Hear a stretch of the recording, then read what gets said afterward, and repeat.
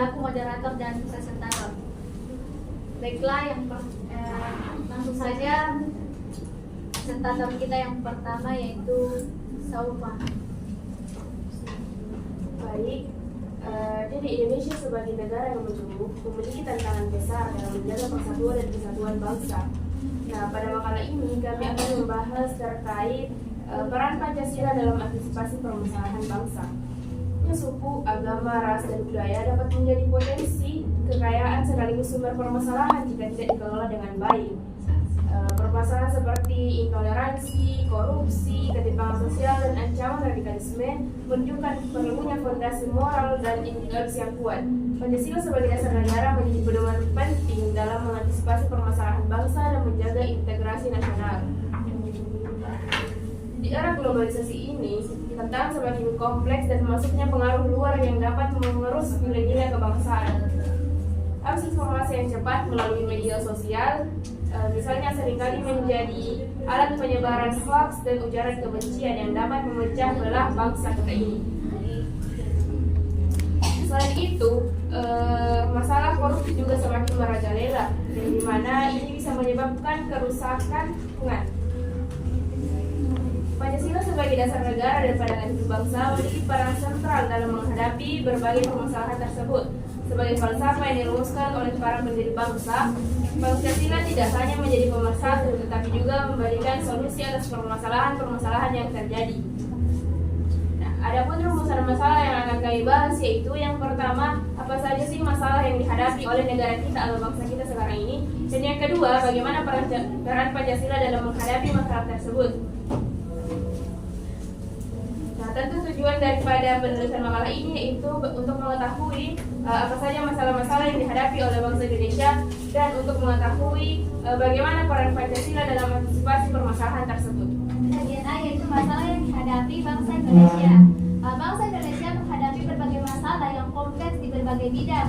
Nah, di sini saya akan membahas 6 bidang. Yang pertama yaitu bidang politik dan bidang pemerintah.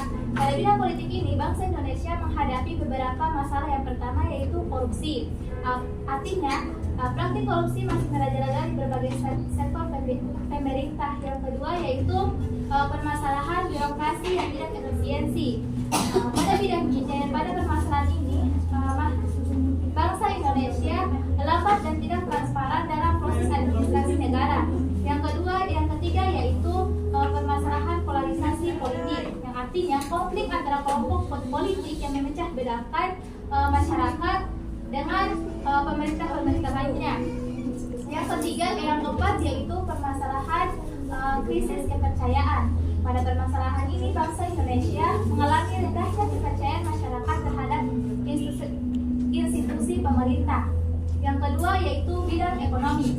Pada bidang ekonomi, pada bidang ekonomi bangsa Indonesia menghadapi 4 permasalahan. Yang pertama yaitu kemiskinan.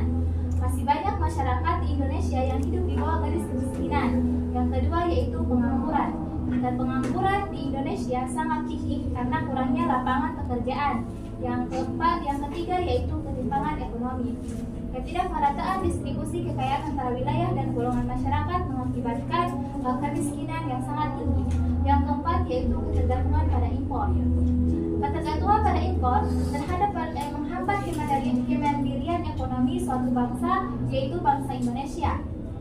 Yang ketiga yaitu bidang sosial. Pada bidang sosial, bangsa Indonesia menghadapi beberapa permasalahan. Yang pertama yaitu ketimpangan pendidikan, ketidakmerataan akses dan kualitas pendidikan terutama di daerah terpencil. Yang kedua yaitu toleransi dan konflik sosial. Masalah sara yaitu suku, agama, ras, dan antar golongan yang masih terjadi. Yang ketiga yaitu kemiskinan dan ketidakadilan sosial. Artinya akses terhadap layanan kesehatan, pendidikan, dan perumahan masih terbatas bagi masyarakat terpencil. Pada bidang lingkungan, bangsa Indonesia menghadapi beberapa permasalahan. Yang pertama yaitu deforestasi, artinya penggundulan hutan akibat penebangan liar dan alih fungsi lahan. Yang ketiga yaitu pencemaran lingkungan. Terdiri atas polusi udara, air, dan tanah yang merusak ekosistem. Yang ketiga yaitu perubahan iklim. Pada perubahan iklim, dampak global warming yang menyebabkan cuaca ekstrim dan kerusakan alam. Yang keempat yaitu pengolahan sampah. Masih buruk pada bangsa Indonesia atau di negara Indonesia masih buruk pengolahan sampah terutama di perkotaan. Pada bidang hukum dan keamanan, bangsa Indonesia menghadapi beberapa permasalahan pada bidang hukum dan keamanan. Yang pertama yaitu penegakan hukum yang masih lemah. Kedua, kejahatan siber, artinya meningkatnya tindakan kejahatan di dunia nyata. Yang ketiga yaitu radikalisme dan terorisme, artinya ancaman terhadap stabilitas moral. Pada bidang kesehatan, bangsa Indonesia menghadapi beberapa permasalahan. Yang pertama yaitu akses kesehatan yang tidak merata. Kedua, stunting dan malnutrisi. Yang ketiga yaitu pandemi dan wabah penyakit. Itulah tadi beberapa permasalahan di berbagai bidang pada bangsa Indonesia. Masalah-masalah ini membutuhkan solusi yang terintegrasi, komitmen dari semua pihak dan penguatan kerjasama antara elemen bangsa untuk menciptakan bangsa yang lebih maju dan sejahtera. Baik, peran Pancasila dalam antisipasi penyelesaian permasalahan bangsa. Pancasila memainkan peran penting dalam antisipasi dan penyelesaian berbagai permasalahan yang dihadapi oleh bangsa Indonesia. Berikut adalah beberapa peran Pancasila dalam konteks ini. 1. Dasar filsafat negara. 2. Pemersatu bangsa. 3. Pedoman moral. 4. Pandangan terhadap keadilan sosial. 5. Dasar hukum dan hukum tata negara. 6. Sumber antisipasi pembangunan. Dengan memahami dan menerapkan nilai-nilai Pancasila dalam kehidupan sehari-hari, masyarakat Indonesia diharapkan dapat mengatasi permasalahan bangsa secara lebih efektif, memperkuat persatuan, dan mewujudkan pembangunan yang berkelanjutan secara adil. Pancasila memiliki peran yang sangat penting sebagai pedoman dalam mengatasi berbagai problem bangsa. Sebagai ideologi negara, Pancasila memberikan dasar nilai dan panduan untuk menyelesaikan masalah secara komprehensif dan berkeadilan. Berikut adalah bagaimana setiap sila dalam Pancasila dapat menjadi solusi bagi masalah bangsa. Yang pertama, ketuhanan yang Maha Esa. Solusi untuk konflik keagamaan dan intoleransi. Pancasila mengajarkan penghormatan terhadap kebebasan beragama, sehingga dapat menjadi dasar untuk meredam konflik berbasis agama dan memperkuat kerukunan antar umat beragama. Yang kedua, kemanusiaan yang adil dan beradab. Solusi untuk masalah ketimpangan dan pelanggaran HAM.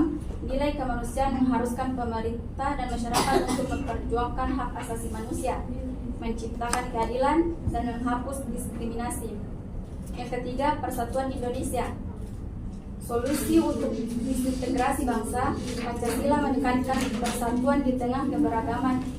Ini relevan dalam menjaga keutuhan NKRI dan ancaman separatisme dan polarisasi politik. Yang keempat, kerakyatan yang dipimpin oleh hikmat kebijaksanaan dalam permusyawaratan perwakilan. Solusi untuk krisis demokrasi. Nilai demokrasi dalam sila ini mendorong pengambilan keputusan secara musyawarah dan mufakat yang dapat mengurangi konflik politik dan meningkatkan partisipasi rakyat. Yang kelima, keadilan sosial bagi seluruh rakyat Indonesia. Solusi untuk kepentingan ekonomi dan sosial.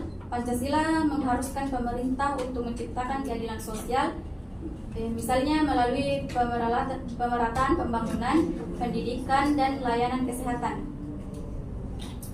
Mendorong solidaritas dan kebersamaan, membentuk masyarakat yang peduli terhadap sesama dan berupaya untuk mengentaskan kemiskinan dan pengangguran. Pancasila adalah panduan untuk menghadapi masalah bangsa dengan cara: pertama, menanamkan nilai spiritual dan moralitas. Kedua, mendorong penghormatan terhadap hak asasi manusia. Yang ketiga, menyatukan bangsa dalam keberagaman. Yang keempat, menjalankan demokrasi secara adil dan bijaksana. Yang kelima, menciptakan keadilan sosial dan kesejahteraan bagi semua.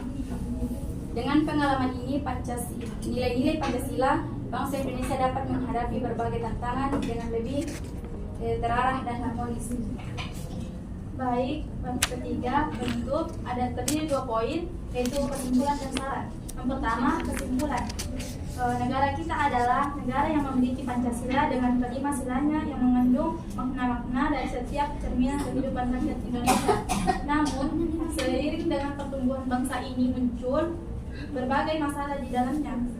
Keenam masalah ini tidak mencakup seluruh problem dalam negara Indonesia, sebab masih banyak lagi masalah selain bidang politik dan pemerintah, bidang ekonomi, bidang sosial, bidang lingkungan, bidang hukum dan keamanan, dan bidang kesehatan.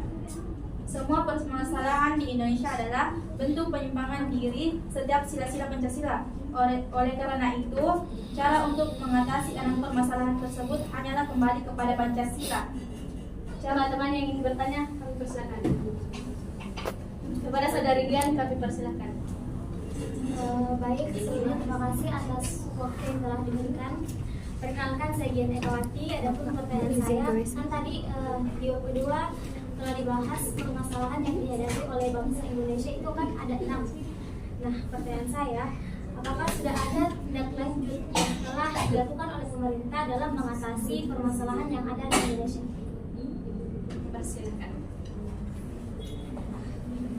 Bismillahirrahmanirrahim. Assalamualaikum warahmatullahi wabarakatuh. Waalaikumsalam warahmatullahi wabarakatuh. Perkenalkan, nama saya Alki Zahra Syakbilael, dosen dari kelompok 2. Ingin bertanya, masalah yang dihadapi bangsa Indonesia itu terbagi atas 6 bidang. Pertanyaan saya, berikan masing-masing contoh permasalahan dari bidang tersebut. Terus, apa peran Pancasila dalam penyelesaian permasalahan tersebut? Kepada Saudari Siti, kami persilakan. Saya ingin bertanya di bagian bidang sosial.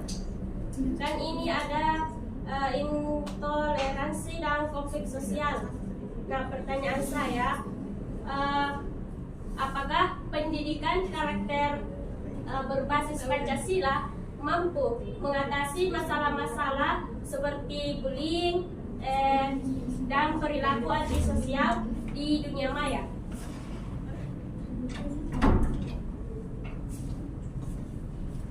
Sekian. Kepada teman-teman, apakah masih ada yang ingin bertanya? Ada Saudari Herina, kami persilakan. Baiklah, Bismillahirrahmanirrahim. Assalamualaikum warahmatullahi wabarakatuh. Assalamualaikum warahmatullahi wabarakatuh. Baiklah, perkenalkan, nama saya Herina. Langsung saja pertanyaan saya. Jelaskan bagaimana nilai-nilai Pancasila dapat membantu mengatasi konflik sosial yang terjadi di masyarakat. Sekian dari saya. Assalamualaikum warahmatullahi wabarakatuh. Baiklah, kami tutup sesi pertanyaan. Berikan kami waktu untuk menjawab pertanyaan teman-teman sekalian.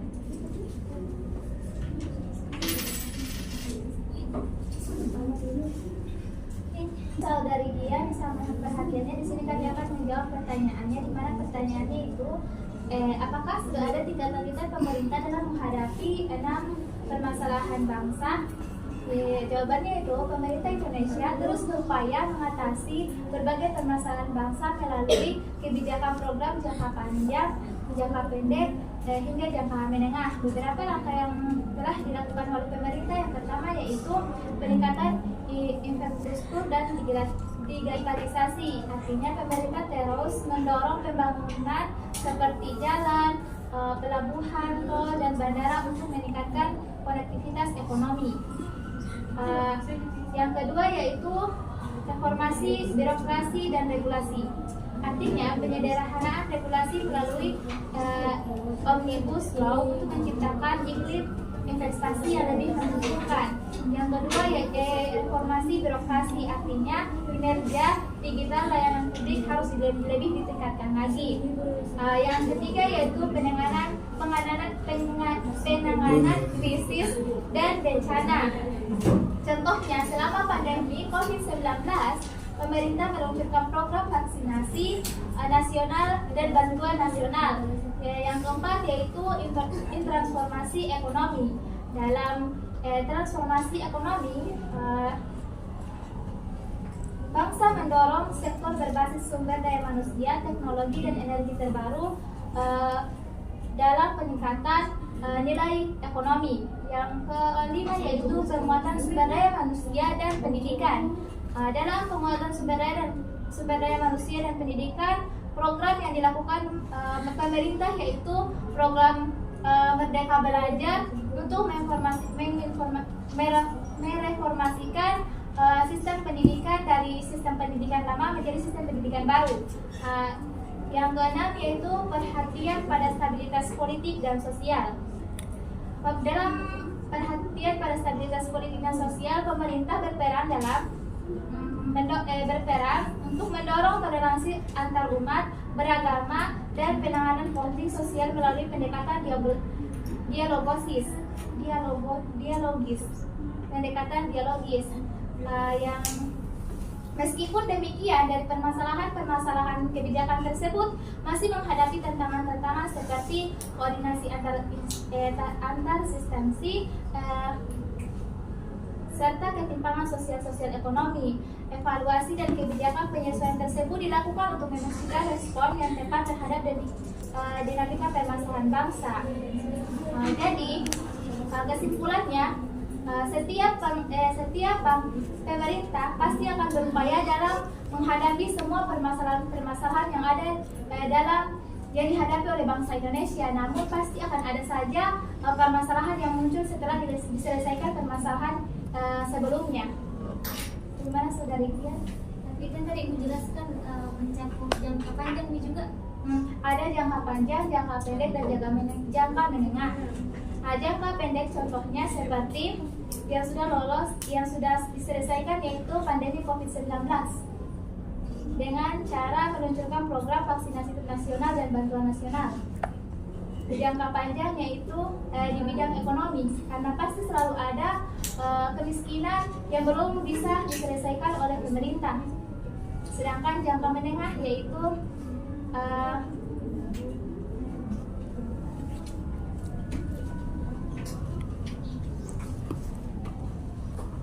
jangka menengah itu contohnya peningkat transformasi penguatan sumber daya alam, yaitu proses program Merdeka Belajar untuk informasi sistem pendidikan. Baik, saya akan menjawab pertanyaan dari Saudari Hairina.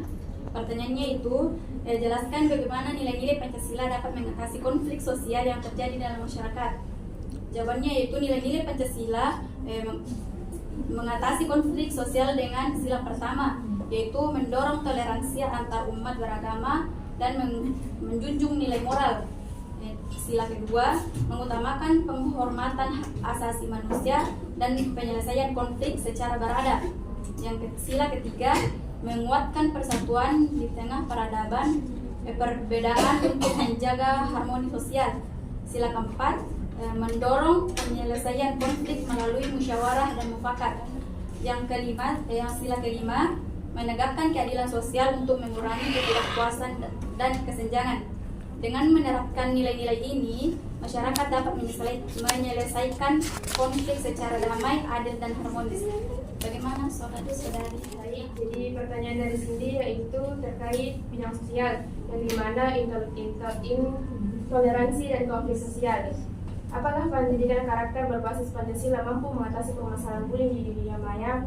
Menurut kami, Pancasila sebenarnya mampu mengatasi setiap permasalahan bangsa. Ketika permasalahan itu dikaji kembali kepada Pancasila, maksudnya kayak dikaitkan dengan Pancasila, maka setiap permasalahan itu mampu diatasi, diselesaikan ketika dikembalikan kepada Pancasila. Karena di mana Pancasila, pendidikan karakter berbasis Pancasila, yang di mana di dalam Pancasila itu sudah dijelaskan bahwasanya ada 5 sila, yang mana ketuhanan yang Maha Esa,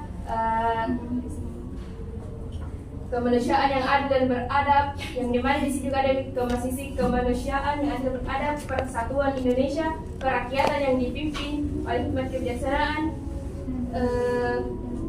dan juga keadilan sosial bagi seluruh rakyat Indonesia. Sebenarnya pendidikan karakter berbasis Pancasila ini tentu saja mampu untuk menghadapi permasalahan seperti bullying di dunia maya. Akan tetapi ketika lihat kita kondisi sekarang, memang terkadang teorinya itu mengatakan mampu, akan tetapi prakteknya itu mengatakan tidak. Mengapa? Karena masyarakat sekarang itu kurang untuk kembali kepada Pancasila. Setiap permasalahan jarang kita temui bahwasanya masyarakat mengalami permasalahan bangsa, namun tidak kembali kepada Pancasila, tidak berpedoman kepada Pancasila untuk menghadapi masalah tersebut, untuk menyelesaikan dari permasalahan tersebut. Pertanyaan dari Alfi, pertanyaannya itu yaitu apakah sudah ada tindakan lanjut yang dilakukan oleh pemerintah dalam mengatasi permasalahan yang ada di Indonesia? Nah, di sini aku menjawabnya. Tentu saja ada pemerintah, tetapi pemerintah terus melakukan berbagai tindakan lanjutnya untuk mengatasi berbagai permasalahan yang ada di berbagai sektor. Nah, saya berikan berbagai contoh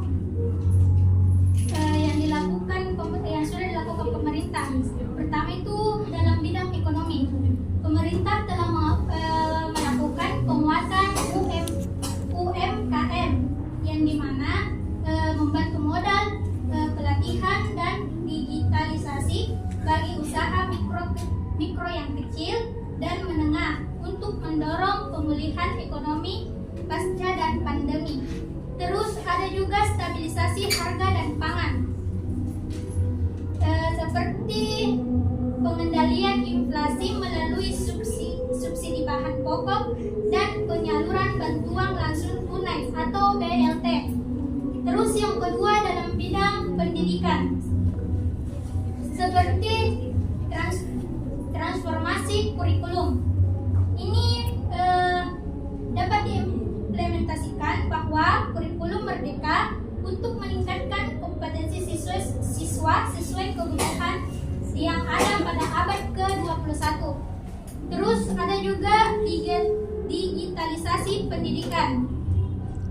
Ini seperti menggunakan perangkat teknologi dan pengembangan infrastruktur seperti internet yang ada di daerah 3T. Apa itu 3T? Yaitu terdepan, terpencil, dan tertinggal. Terus yang ketiga dalam bidang kesehatan, seperti peningkatan fasilitas kesehatan yang ada di rumah sakit, seperti alat-alat medisnya. Terus ada kesejahteraan nakes, seperti peningkatan insentif dan pelatihan untuk tenaga kesehatan. Yang keempat dalam lingkungan kehidupan, contohnya seperti pengendalian emisi. Ini kayak energi hijau seperti PLTS, pembangkit listrik tenaga surya. Terus ada pengolahan sampah, kayak mengurangi pengolahan sampah plastik dan pembangunan fasilitas daur ulang. Terus yang kelima ada pemberantasan korupsi, seperti digitalisasi layanan publik, mengurangi praktik korupsi melalui e-government. Terus ada penguatan penegakan hukum yang dimana mereka kerjasama dengan KPK dan lembaga hukum lain untuk memberantas korupsi secara transparan. Kalau ada sanggahan silakan. Saudari berikan kan sudah dikasih contoh permasalahannya toh, sudah juga dikasih nanti penjelasannya. Tapi pertanyaan saya, peran Pancasila dalam menyelesaikan contoh masalah tersebut, masalah yang telah disebutkan. Ya, cukup transparan ya dalam pemaparan makalah ini bahwa bagaimana peran Pancasila di dalam mengatasi permasalahan bangsa. Tadi ada 6 poin yang diungkapkan muncul ke permukaan yang berkaitan dengan permasalahan-permasalahan yang ada. Yang pertama adalah bidang politik, kemudian bidang ekonomi, bidang sosial, bidang lingkungan, bidang hukum dan keamanan, dan bidang kesehatan. Jadi 6 ini yang muncul ke permukaan, yang lebih banyak dibicarakan. Dan solusi yang ditawarkan tadi oleh pemakalah sudah jelas, bagaimana yang tertuang pada halaman berapa ini, karena tidak ada halamannya, itu sudah jelas di makalah bagaimana ketuhanan, bagaimana kemanusiaan dan seterusnya. Ya. Kemudian ditutup tadi bagaimana peran kita sebagai warga negara berperan untuk mengatasi masalah. Kalaupun kita tidak mampu berperan secara aktif, setidaknya jangan bikin masalah. Ya itu. Jadi kalau kita tidak bisa berperan mengatasi masalah bangsa, maka jangan kita berbuat masalah untuk bangsa. Saya kira itu tambahan saya. Assalamualaikum warahmatullahi wabarakatuh.